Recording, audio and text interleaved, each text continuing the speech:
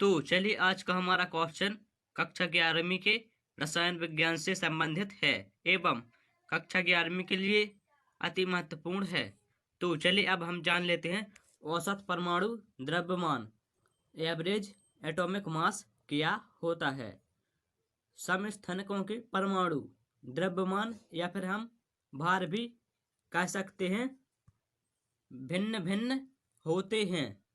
ऐसी स्थिति में तत्व का परमाणु द्रव्यमान तत्व के विभिन्न समस्थानिकों के आपेक्षिक अर्थात जो सभी समस्थानिकों का द्रव्यमान अर्थात भार होता है का औसत ही औसत परमाणु द्रव्यमान कहलाता है। तो चलिए अब हम कुछ क्वेश्चन को देख लेते हैं।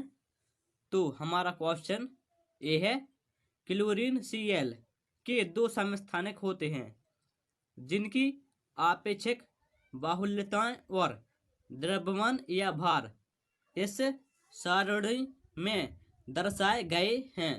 तो क्लोरीन के समस्थानिक हैं क्लोरीन 35 और क्लोरीन 37 और जो आपेक्षिक बाहुल्यता है वह परसेंटेज में है और क्लोरीन 35 की आपेक्षिक बाहुल्यता है 75 और क्लोरीन 37 की आपेक्षिक बाहुल्यता है 25 और यहाँ पर क्लोरीन 35 का परमाणु द्रव्यमान है 35 और क्लोरीन 37 का परमाणु द्रव्यमान है 37 और परमाणु द्रव्यमान को AMU अर्थात एटॉमिक मास यूनिट लिखते हैं।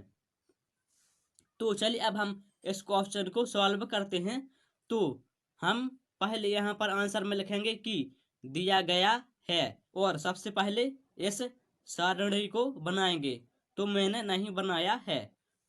फिर हम औसत परमाणु द्रव्यमान बराबर लिखेंगे 75 गुणित 35 अर्थात केल्विन 35 की आपेक्षिक बाहुल्यता और परमाणु द्रव्यमान प्लस अब हम केल्विन 37 की आपेक्षिक बाहुल्यता गुणित परमाणु द्रव्यमान लिखेंगे। तब यहाँ पर हो जाएगा 25 गुणित 37 बटे अब जो यहाँ पर जितने भी समस्थानिक होंगे तो यहाँ पर दो हैं क्लोरीन 35 और क्लोरीन 37। यहाँ पर हम बटे में दोनों की आपेक्षिक बाहुल्यता को प्लस में कर देंगे। तब यहाँ पर हो जाएगा 75 प्लस 25। जब हम 75 गुणित 35 करेंगे तब हमें प्राप्त होगा 2625 प्लस और जब हम 25 गुणित 37 करेंगे तो हमें प्राप्त होगा 925 बटे 100। तब यहाँ पर हो जाएगा 2625 प्लस 925 3550 बटे 100। तब यहाँ पर आ जाएगा 35.5 AMU अर्थात क्लोरीन का औसत परमाणु द्रव्यमान आ जाएगा 35.5 AMU। तो चलिए अब हम आगे बढ़ते हैं और एक और एग्जाम्पल देख लेते हैं। तो चलिए अब हमारा अगला क्वेश्चन है, मैग्नीशियम Mg के 3 समस्थानिक होते हैं जिनकी आपेक्षिक बाहुल्यता और द्रव्यमान इस सारणी में उनके सामने दर्शाए गए हैं। तो मैग्नीशियम के समस्थानिक हैं मैग्नीशियम 24, मैग्नीशियम 25 और मैग्नीशियम 26 और इनकी आपेक्षिक बाहुल्यता परसेंट में है। मैग्नीशियम 24 की आपेक्षिक बाहुल्यता है 80 और मैग्नीशियम 25 की आपेक्षिक बाहुल्यता है 10 और मैग्नीशियम 26 की आपेक्षिक बाहुल्यता है 10 और परमाणु द्रव्यमान AMU अर्थात एटॉमिक मास यूनिट।